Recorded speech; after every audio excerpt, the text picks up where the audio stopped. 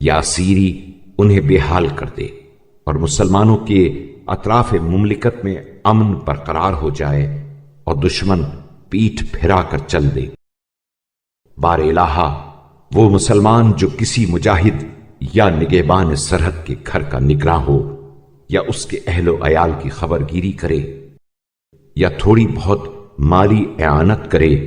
یا آلات جنگ سے مدد دے یا جہاد پر ابھارے یا اس کے مقصد کے سلسلے میں دعائے خیر کرے یا اس کے پس پشت اس کی عزت و ناموس کا خیال رکھے تو اسے بھی اس کے اجر کے برابر بے کم و کاست اجر اور اس کے عمل کا ہاتھوں ہاتھ بدلہ دے، جس سے وہ اپنے پیش کیے ہوئے عمل کا نفع اور اپنے بجا لائے ہوئے کام کی مسرت دنیا میں فوری طور سے حاصل کر لے، یہاں تک کہ زندگی کی ساعتیں اسے تیرے فضل و احسان کی اس نعمت تک جو تو نے اس کے لیے جاری کی ہے اور اس عزت و کرامت تک جو تو نے اس کے لیے مہیا کی ہے پہنچا دے۔ پروردگار جس مسلمان کو اسلام کی فکر پریشان اور مسلمانوں کے خلاف مشرکوں کی جتھا بندی غمگین کرے اس حد تک کہ وہ جنگ کی نیت اور جہاد کا ارادہ کرے مگر کمزوری اسے بٹھا دے یا بے سر و سامانی اسے قدم نہ اٹھانے دے